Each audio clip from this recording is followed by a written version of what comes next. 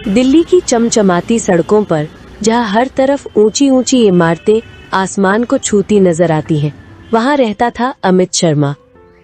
अमित 28 साल का एक युवा आईटी इंजीनियर था जो एक बड़ी मल्टीनेशनल कंपनी में काम करता था।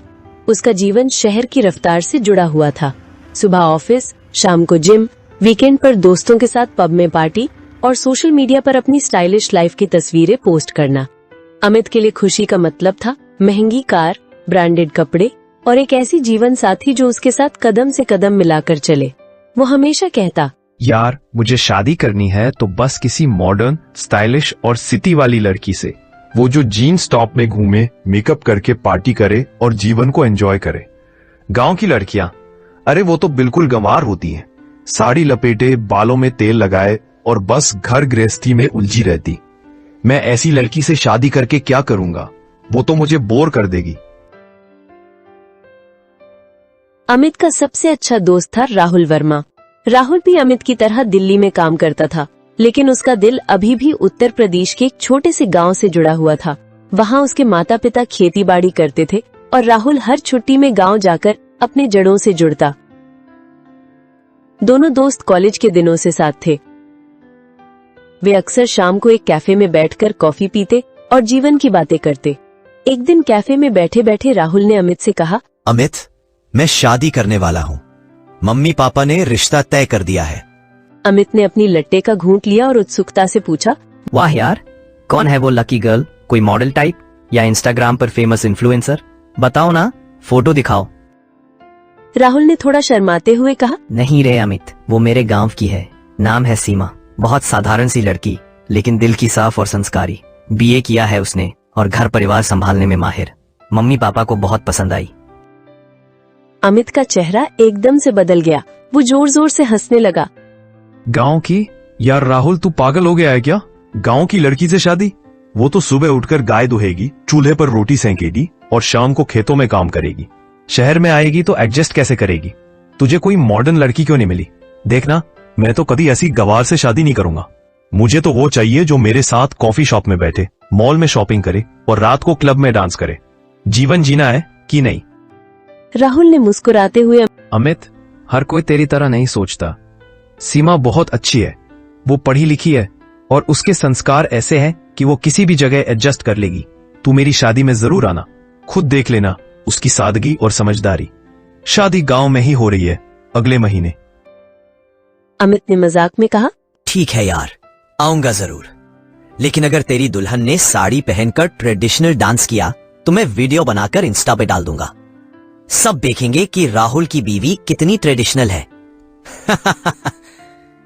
राहुल ने हंसकर बात टाल दी, लेकिन उसके मन में अमित की बातों से थोड़ा दुख हुआ। वो जानता था कि अमित शहर की चकाचौंध में इतना खो चुका है कि गांव की असली खूबसूरती को नहीं समझ पाता। शादी का दिन आ गया। राहुल की शादी उसके गांव में हो रही थी। अमित दिल्ली से अपनी लग्जरी कार लेकर निकला। रास्ते में हाईवे पर तो सब ठीक था, लेकिन जैसे ही गांव की कच्ची सड़कों पर पहुंचा, उसका मूड खराब हो गया। धूल उड़ रही थी, गड्ढे थे और चारों तरफ खेतों का नजारा। यार, यहाँ तो सड़कें भी गवार हैं। कैसे रहते हैं लोग यहाँ? कोई मॉल नहीं, कोई कैफे नहीं, बस मिट्टी और हवा। अमित बड़बड़ाते हुए गांव पहुंचा। शादी का पंडाल गांव के बीच में सजा था। लाइटें लगी थी, लेकिन अमित को सब कुछ पुराना और सादा लग रहा था। बैंड बाजा बज रहा था, लोग ट्रेडिशनल कपड़ों में थे। दुल्हन सीमा को देखकर अमित और जोर से हंसा। सीमा ने लाल जोड़े वाली साड़ी पहनी थी, माथे पर बड़ी सी बिंदी, हाथों में गहरी मेहंदी और गले में मंगलसूत्र जैसा हार। वो शर्माती हुई मंडप में बैठी थी। अमित ने राहुल के कान में फुसफुसाया, यार ये तो बिल्कुल गवार लग रही है, सिर पर पल्लू डाले जैसे कोई पुरानी फिल्म की हीरोइन। तुझे इससे प्यार कैसे हो गया? कम से कम कोई ड्रेस पहनाती ना। राहुल ने अमित को घूरते हुए कहा, चुप कर अमित, ये संस्कार है, चमक नहीं। देखना, समय के साथ तुझे भी समझ आएगा कि असली सुंदरता दिल में होती है, बाहरी चमक में नहीं। शादी की रस्में शुरू हुई। गांव की रस्मों में बहुत सारी परंपराएं थी। पहले दूल्हा दुल्हन के पैर धोए गए, फिर कन्यादान, फिर फेरे। अमित को ये सब बोरिंग लग रहा था। वो बार बार फोन निकालकर चेक करता और सोचता कि काश ये शादी किसी होटल में होती, जहां डीजे और डांस होता। शादी के बाद विदाई का समय आया। सीमा की आंखों में आंसू थे, लेकिन वो मुस्कुराती रही। राहुल की माँ शांति देवी ने सीमा को गले लगाकर कहा, बेटी अब तू हमारे घर की लक्ष्मी हो, दिल्ली में रहकर भी गांव के संस्कार मत भूलना। अमित ने मजाक में राहुल से कहा, यार अब तेरी बीवी दिल्ली में आएगी तो उसे पहले ट्रेनिंग देना, साड़ी छोड़कर जीन्स पहनना सिखा, नहीं तो ऑफिस पार्टी में क्या करेगी। राहुल ने मुस्कुराकर कहा, तू चिंता मत कर, सीमा सब सीख लेगी। शादी के बाद राहुल और सीमा दिल्ली लौट आए। राहुल ने एक छोटा सा 2 BHK फ्लैट किराए पर लिया था। अमित का घर पास ही था तो वो अक्सर आता जाता। शुरू में अमित सीमा का मजाक उड़ाता। एक शाम वो राहुल के घर गया। सीमा ने घर को साफ सुथरा रखा था। गांव की कुछ सजावट की चीजें लगाई थी, जैसे मिट्टी के दिए और हाथ से बनी पेंटिंग। अमित ने कहा, वाह भाभी, घर तो गांव जैसा बना दिया, लेकिन शहर में तो मॉडर्न डेकोर होता है, LED लाइट्स, मिनिमलिस्ट फर्नीचर, ये सब पुराना लग रहा है। सीमा ने शांत भाव से कहा, जी मैं धीरे धीरे सीख रही हूँ, राहुल जी को पसंद आए वही काफी है, चाय लीजिए। सीमा ने मसाला चाय बनाकर दी। अमित ने पीते हुए कहा, भाभी चाय तो अच्छी है, लेकिन शहर में तो लट्टे या कैपुचिनो पीते हैं, गांव की आदत छोड़ो ना, कैफे जाकर ट्राई करो। सीमा ने मुस्कुराकर कहा, जी जरूर ट्राई करूंगी, आप बताइए क्या पसंद है तो मैं बनाना सीख लूंगी। राहुल ने अमित को घूरा, लेकिन अमित हंसता रहा। यार राहुल, तेरी बीवी तो अभी भी गांव वाली ही है, देख मैं अपनी शादी में ऐसी लड़की चुनूंगा जो कॉफी मशीन चलाए और घर को स्टाइलिश बनाए। इसी बीच अमित की शादी की बातें घर में चल रही थी। उसके माता पिता रमेश और सरिता शर्मा दिल्ली में ही रहते थे। रमेश जी एक बैंक मैनेजर थे और सरिता गृहिणी। सरिता जी अक्सर अमित से कहती, बेटा अब उम्र हो गई है, शादी कर ले, कोई अच्छी लड़की देख ले हम।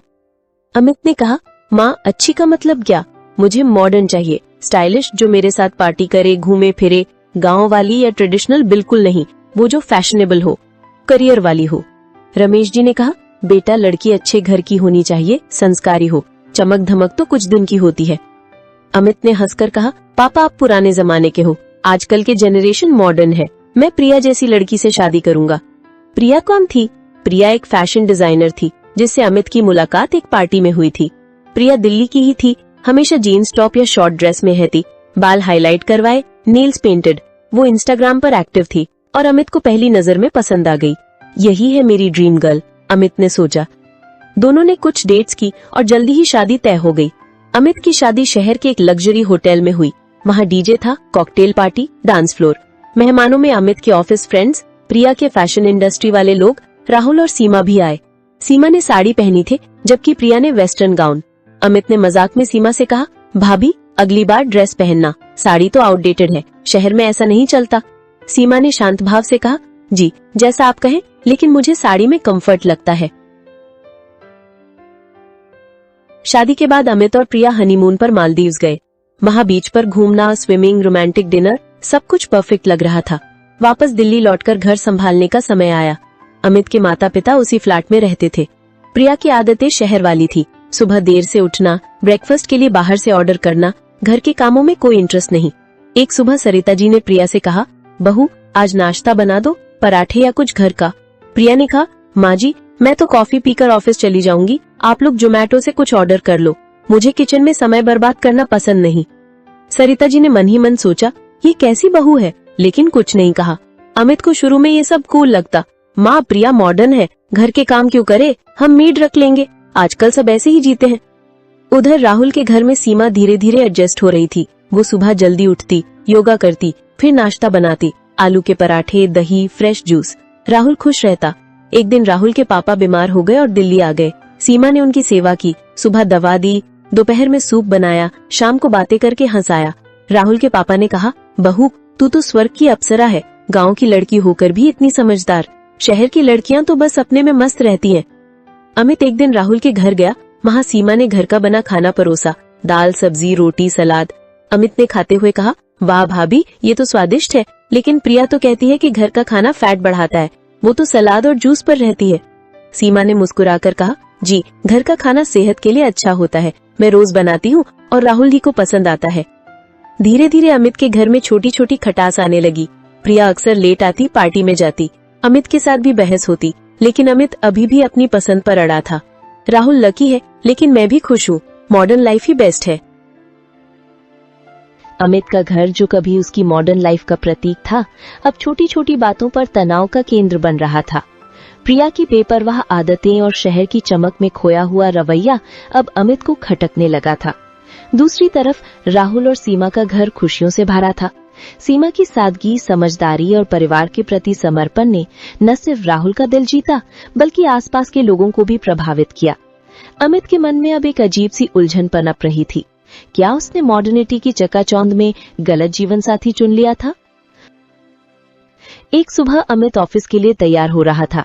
उसका दिन व्यस्त था, क्योंकि ऑफिस में एक बड़ा प्रोजेक्ट डेडलाइन पर था। वो चाहता था कि घर लौटने पर उसे थोड़ा सुकून मिले, लेकिन जब वो शाम को घर लौटा तो प्रिया को फोन पर इंस्टाग्राम रील्स देखते और तेज म्यूजिक बजाते पाया। घर में बर्तन इधर उधर पड़े थे और माँ सरिता जी रसोई में अकेले खाना बना रही थी। अमित ने गुस्से में कहा, प्रिया तुम दिन भर क्या करती हो? माँ की तबीयत अभी पूरी तरह ठीक नहीं हुई और तुम बस फोन में घुसी रहती हो।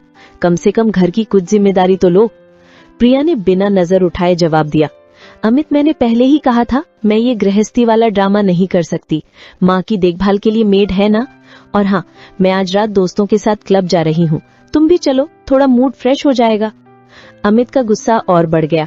प्रिया तुम्हें सिर्फ अपनी जिंदगी दिखती है। माँ, पापा, घर, मेरी जरूरती, क्या ये सब तुम्हारे लिए मायने नहीं रखता? प्रिया ने तल्ख लहजे में कहा, अमित तुमने मुझसे शादी की थी क्योंकि मैं मॉडर्न हूँ। अब ये पुराने जमाने की बातें शुरू कर दी। अगर तुम्हें ऐसी बीवी चाहिए थी जो दिन रात किचन में खटे, तो गांव वाली सीमा से शादी कर लेते। मैं तो ऐसी ही हूँ। अमित का चेहरा लाल हो गया। वो कुछ बोलना चाहता था, लेकिन तभी सरिता जी कमरे में आई और बोली, बेटा छोड़ दे, बहू को उसकी मर्जी से जीने दे। उनकी आवाज में दुख साफ झलक रहा था। अमित चुप हो गया, लेकिन उसके मन में तूफान उठ रहा था। राहुल और सीमा का सुकून भरा घर। उधर राहुल के घर में माहौल बिल्कुल अलग था। सीमा ने न सिर्फ घर को सुंदरता से सजाया था, बल्कि वो पड़ोसियों और राहुल के रिश्तेदारों के बीच भी लोकप्रिय हो रही थी। उसने घर में छोटा सा गार्डन बनाया था, जिसमें तुलसी का पौधा, गुलाब और कुछ सब्जियां उग रही थी। सुबह वो योग करती, फिर नाश्ता बनाती, कभी परांठे, कभी इडली, कभी फ्रेश जूस। राहुल को उसकी हर छोटी छोटी बात पसंद थी। एक दिन राहुल के माता पिता दिल्ली आए। राहुल के पापा रामलाल जी को हल्का बुखार था। सीमा ने उनकी पूरी देखभाल की। सुबह गर्म चाय और हल्का नाश्ता, दोपहर में सूप और खिचड़ी और रात को हल्दी वाला दूध। रामलाल जी ने सीमा की तारीफ करते हुए कहा, बहू तूने तो हमें ऐसा सुकून दिया जो शहर में मिलना मुश्किल है। गांव की मिट्टी की खुशबू है तुझमें। राहुल ने हंसते हुए कहा, पापा सीमा तो गांव और शहर दोनों को मिला देती है, ये उसकी खासियत है। सीमा ने शर्माते हुए कहा, जी बस आप लोग खुश रहें, मेरे लिए वही काफी है। एक शाम राहुल ने अमित और प्रिया को अपने घर डिनर पर बुलाया। अमित ने प्रिया से कहा, चलो राहुल के घर चलते हैं, सीमा भाभी का खाना खाकर देखते हैं। वैसे मुझे लगता है वो बस गांव वाला खाना ही बनाएंगी, दाल रोटी सब्जी। प्रिया ने हंसते हुए कहा, हाँ शायद गोबर के उपले पर रोटी सेक रही होगी, चलो देखते हैं। दोनों हंसते हुए राहुल के घर पहुंचे। वहां का नजारा देखकर उनकी आंखें खुली रह गई। सीमा ने घर को इतनी सुंदरता से सजाया था कि वो किसी मॉडर्न फ्लैट से कम नहीं लग रहा था। दीवारों पर गांव की कला से प्रेरित पेंटिंग्स थीं, लेकिन फर्नीचर और लाइटिंग मॉडर्न। मेज पर तरह तरह के व्यंजन सजे थे, पनीर टिक्का, दाल मखनी, नान, जीरा राइस और डेजर्ट में गाजर का हलवा। प्रिया ने हैरानी से कहा, अरे भाभी ये तो रेस्टोरेंट जैसा खाना है, तुमने तो गांव की छवि ही बदल दी। सीमा ने शर्माते हुए कहा, जी मैंने यूट्यूब से कुछ रेसिपी सीखी, राहुल जी को और उनके दोस्तों को पसंद आता है। आप लोग खाइए, बताइए कैसा है। अमित ने खाना खाते हुए तारीफ की, वाह भाभी ये तो कमाल है, प्रिया तुम्हें भी ऐसा कुछ सीखना चाहिए। प्रिया ने तपाक से कहा, अरे मैं क्यों किचन में समय बर्बाद करूं, मेरे पास डिजाइनिंग का काम है, क्लाइंट्स हैं, खाना तो ऑर्डर करने के लिए होता है। सीमा ने कुछ नहीं कहा, बस मुस्कुराई। लेकिन राहुल को प्रिया का ये लहजा अच्छा नहीं लगा। उसने बात बदलते हुए कहा, अमित तू बता ऑफिस में सब कैसा चल रहा है, वो नया प्रोजेक्ट कैसा जा रहा है। खाने की बाद जब अमित और प्रिया घर लौटे, अमित ने प्रिया से कहा, देखा सीमा ने कितना अच्छा खाना बनाया था, घर को कितना प्यार से संभाला है, तुम भी कभी ऐसा कुछ ट्राई करो ना। प्रिया भड़क गई, अमित मैं कोई गृहिणी थोड़े हूँ जो दिन रात किचन में खटती रहूं, मैं मॉडर्न हूँ, मेरी लाइफ में और भी बहुत कुछ है। तुझे गांव वाली चाहिए थी तो उसी से शादी कर लेता, मैं तो ऐसी ही हूँ। अमित चुप हो गया। उसे प्रिया की बातें खटक रही थीं, लेकिन वो अभी भी अपनी मॉडर्न पत्नी के साथ खुश रहने की कोशिश कर रहा था। कुछ हफ्तों बाद अमित के घर में एक और घटना हुई। सरिता जी की तबीयत खराब हो गई। उन्हें तेज बुखार था और वो बिस्तर पर थी। अमित ने प्रिया से कहा, प्रिया, माँ को देख लो, मैं ऑफिस जा रहा हूँ, कुछ हल्का खाना बनाना और उनकी दवा का ध्यान रखना। प्रिया ने नाराजगी भरे लहजे में कहा, अरे मेड को बोल दो, मैं तो आज दोस्तों के साथ लंच पर जा रही हूँ, मेरे पास इतना समय नहीं है। अमित को गुस्सा आया, लेकिन वो कुछ नहीं बोला। उसने राहुल को फोन किया, यार माँ की तबीयत ठीक नहीं है, क्या सीमा भाभी थोड़ा समय निकाल सकती हैं? राहुल ने तुरंत कहा, अरे तू चिंता मत कर, हम दोनों अभी आते हैं। राहुल और सीमा अमित के घर पहुंचे। सीमा ने सरिता जी की पूरी देखभाल की। उसने ठंडी पानी की पट्टियां रखी, हल्का सूप बनाया और समय पर दवा दी। सरिता जी ने कमजोर आवाज में कहा, बेटी तुम कितनी अच्छी हो, प्रिया को भी तुमसे कुछ सीखना चाहिए। सीमा ने मुस्कुराकर कहा, माँ जी आप बस ठीक हो जाएं, प्रिया दीदी भी बहुत अच्छी हैं, वो अपने काम में बिजी रहती हैं। उस रात जब अमित घर लौटा तो उसने सीमा को धन्यवाद दिया। भागी, तुमने माँ की इतनी सेवा की, सचमुच तुम कमाल हो। सीमा ने कहा, भैया ये तो मेरा फर्ज है, माँ जी मेरे लिए भी माँ जैसी हैं। कुछ दिन बाद अमित के घर में गणेश चतुर्थी की पूजा थी। सरिता जी ने घर को साफ करने और पूजा की तैयारियां शुरू कर दी। अमित ने प्रिया से कहा, प्रिया इस बार पूजा में शामिल हो जाओ, माँ पापा को बहुत अच्छा लगेगा, कुछ मोदक या मिठाई बनाओ, सब खुश होंगे। प्रिया ने नाक सिकोड़ते हुए कहा, अरे ये सब पुरानी बातें मुझे बोर करती हैं, मैं अपने दोस्तों के साथ ब्रंच पर जा रही हूँ, तुम लोग कर लो पूजा। अमित ने इस बार कुछ नहीं कहा, लेकिन उसके मन में गुस्सा और निराशा उबल रहे थे। पूजा के लिए राहुल और सीमा को भी बुलाया गया। सीमा ने पूजा की सारी तैयारियां करने में सरिता जी की मदद की। उसने मोदक बनाए, घर को फूलों और रंगोली से सजाया और पूजा के समय मंत्र पढ़ने में भी साथ दिया। रमेश जी ने कहा, सीमा बेटी तुमने तो हमारे घर को मंदिर बना दिया। मेहमानों ने भी सीमा की तारीफ की। एक पड़ोसिन ने कहा, राहुल तुम्हारी पत्नी तो हीरा है, इतनी संस्कारी और मेहनती, कहाँ थी आज प्रिया? अमित को ये बात चुभ गई। वो चुपचाप मेहमानों को खाना परोसता रहा, लेकिन उसके मन में तूफान उठ रहा था। पूजा के बाद जब मेहमान चले गए, अमित अकेले छत पर बैठा। उसे अपने शादी के दिन याद आए। प्रिया की चमक, उसका स्टाइल, वो सब कुछ जो उसे पहले आकर्षक लगता था, अब खोखला लग रहा था। उसने सोचा, क्या मैंने सिर्फ बाहरी चमक देखकर शादी कर ली? क्या मैंने प्रिया के दिल को समझने की कोशिश भी नहीं की? उसी रात प्रिया देर से घर लौटी। उसकी सांसों से शराब की गंध आ रही थी। उसने हंसते हुए कहा, क्या यार तुम इतने बोरिंग क्यों हो गए हो, चलो कल पब चलते हैं। अमित ने गहरी सांस ली और कहा, प्रिया हमें बात करनी है, मैं अब इस तरह नहीं जी सकता। शादी का मतलब सिर्फ पार्टी और घूमना नहीं है। मुझे एक ऐसी पार्टनर चाहिए जो मेरे परिवार को, मेरी जिंदगी को समझे। प्रिया ने हंसते हुए कहा, तो तलाक ले लो, मैं तो ऐसी ही हूँ। अमित का दिल बैठ गया। उसे एहसास हुआ कि उसने मॉडर्निटी के चक्कर में न सिर्फ अपने परिवार को दुख दिया, बल्कि अपनी जिंदगी को भी उलझन में डाल लिया। अमित के मन में उथल पुथल अभी भी जारी थी। प्रिया के साथ उसका रिश्ता पूरी तरह टूट चुका था। तलाक का फैसला लेने के बाद अमित को एक अजीब सा खालीपन महसूस हो रहा था। वो सोचता कि क्या उसने मॉडर्निटी की चकाचौंध में अपनी असली खुशी खो दी। दूसरी तरफ राहुल और सीमा का जीवन एक मिसाल बन चुका था। सीमा की सादगी, संस्कार और परिवार के प्रति समर्पण ने न सिर्फ उनके घर को स्वर्ग बनाया था, बल्कि अमित को भी गहरा सबक सिखाया था।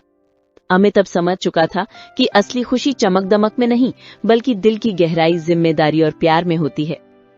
तलाक के कागजात साइन करने के बाद अमित घर लौटा। सरिता जी और रमेश जी कमरे में बैठे थे। उनकी आंखें लाल थीं, लेकिन चेहरों पर एक अजीब सा सुकून था। अमित ने उनके पैर छुए और कहा, माँ, पापा, माफ करना, मैंने आप लोगों को बहुत दुख दिया। प्रिया के साथ ये रिश्ता कभी चल नहीं पाता। मैंने गलती की, लेकिन अब मैं सुधारूंगा। सरिता जी ने अमित को गले लगाया और आंसू पोंछते हुए कहा, बेटा, गलती तो हर इंसान से होती है, लेकिन तूने सच्चाई को समय रहते स्वीकार किया, ये बड़ी बात है। बस अब आगे बढ़, हम तेरे साथ हैं। रमेश जी ने गंभीर स्वर में कहा, अमित, शादी सिर्फ दो लोगों का रिश्ता नहीं, बल्कि दो परिवारों का। तूने चनक देखी, लेकिन संस्कारों को नहीं। लेकिन जिंदगी सिखाती है। अब तू अपने मन को शांत रख। अमित ने सिर झुकाकर कहा, पापा, आप सही कह रहे हैं। मैंने राहुल और सीमा भाभी को देखकर सीखा कि असली साथी वो है जो परिवार को जोड़े, तोड़े नहीं। उस रात अमित सो नहीं पाया। उसे प्रिया की यादें आईं, हनीमून के बीच, पार्टी की रातें, वो सब जो पहले खुशी लगता था अब बोझ। लेकिन साथ ही उसे राहुल और सीमा की शादी याद आई। सीमा की सादगी, उसका प्यार, वो सब जो अमित ने कभी महत्व नहीं दिया। वो सोचता रहा, काश मैंने पहले समझा होता, काश मैंने गांव की लड़कियों को गंवार न समझा होता। कुछ हफ्तों बाद राहुल और सीमा ने अपने घर में एक छोटी सी पार्टी रखी।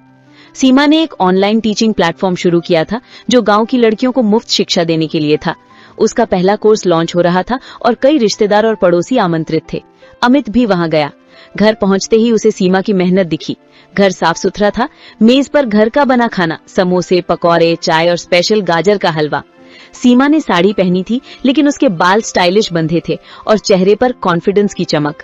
राहुल ने अमित को गले लगाया और कहा, यार आ गया, सीमा का दिन है आज, वो इतनी मेहनत कर रही है। अमित ने मुस्कुराकर कहा, हाँ यार, भाभी को बधाई। पार्टी में सीमा ने एक छोटा सा भाषण दिया। माइक थामे हुए वो बोली, सभी को नमस्कार, मैं सीमा वर्मा हूँ, गांव से आई एक साधारण लड़की, लेकिन मैंने हमेशा सपने देखे पढ़ने के, सिखाने के। राहुल जी और मेरे सास ससुर ने मुझे हमेशा सपोर्ट किया। आज मेरा प्लेटफॉर्म लॉन्च हो रहा है जहां मैं गांव की लड़कियों को ऑनलाइन पढ़ाऊंगी, क्योंकि शिक्षा कोई शहर गांव की मोहताज नहीं, हर लड़की को मौका मिलना चाहिए। सब ने तालियां बजाईं। अमित की आंखें नम हो गई। उसे एहसास हुआ कि सीमा ने न सिर्फ घर संभाला बल्कि अपना करियर भी बनाया। वो गांव की सादगी को शहर की ताकत से जोड़ चुकी थी। पार्टी के बाद अमित ने सीमा से कहा, भाभी तुम कमाल हो, मैंने कभी नहीं सोचा था कि एक गांव की लड़की इतना कुछ कर सकती है। तुम्हारी खाना बनाने की कला, बुजुर्गों की सेवा, पढ़ाई, सब कुछ परफेक्ट। सीमा ने मुस्कुराकर कहा, भैया ये सब संस्कारों से आता है। गांव ने मुझे सिखाया कि मेहनत और प्यार से कुछ भी हासिल किया जा सकता है। आप भी अब खुश रहिए। प्रिया दीदी के साथ जो हुआ वो बीत गया। उस रात अमित राहुल के साथ छत पर बैठा। ठंडी हवा चल रही थी और दिल्ली की लाइटें चमक रही थी। अमित ने गहरी सांस ली और कहा, यार मैंने जिंदगी में बहुत बड़ी गलती की। मैंने सिर्फ बाहरी चमक देखी, प्रिया का स्टाइल, उसकी पार्टी लाइफ, लेकिन असली रिश्तों की गहराई को नहीं समझा। सीमा भाभी जैसी लड़की को मैंने गंवार समझा, उनका मजाक उड़ाया। आज मुझे शर्मिंदगी हो रही है। राहुल ने अमित के कंधे पर हाथ रखा और कहा, अमित जिंदगी गलतियों से ही सिखाती है। तूने सच्चाई को स्वीकार किया, ये बड़ी बात है। सीमा ने मुझे सिखाया कि शादी में समर्पण होता है, न कि सिर्फ मजा। वो सुबह उठकर नाश्ता बनाती, शाम को मेरी थकान मिटाती और रात को मेरी बातें सुनती। उसके संस्कार, उसकी सादगी, ये सब अमूल्य है।